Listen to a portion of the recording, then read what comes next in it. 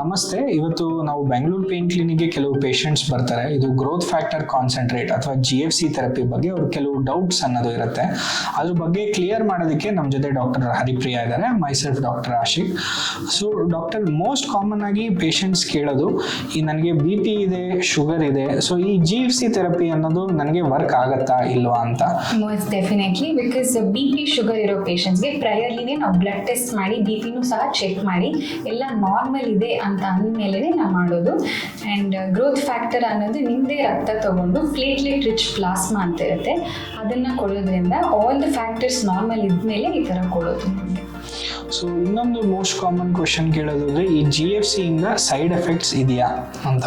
Okay, so GFC ಬಂದು ನಿಮ್ಮದೇ ರಕ್ತದಲ್ಲಿ ಗುಡ್ ಫ್ಯಾಕ್ಟರ್ಸ್, ಗ್ರೋತ್ ಫ್ಯಾಕ್ಟರ್ಸ್ ಇರೋ ಸೆಲ್ಸ್ನ ಕೊಡೋದ್ರಿಂದ ಇದರಿಂದ ವೆರಿ ಮಿನಿಮಲ್ ಅಥವಾ ನೋ ಸೈಡ್ ಎಫೆಕ್ಟ್ಸ್ ಅಂತಲೇ ಹೇಳ್ಬೋದು.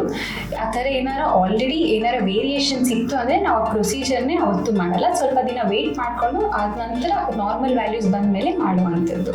ಸೊ ಮೋಸ್ಟ್ ಸೇಫ್ ಪ್ರೊಸೀಜರ್ ಇದು. ಸೊ ನೀವು ಚೆಕ್ ಮಾಡೋದಕ್ಕೆ ಇಲ್ಲಿ ನಮ್ಮಲ್ಲಿ ಏನಾದ್ರು ಸ್ಪೆಷಲ್ ಟೆಸ್ಟ್ ಏನಾದ್ರು ಮಾಡ್ತೀವಾ ಪ್ರೊಸೀಜರ್ ಮುಂಚೆ?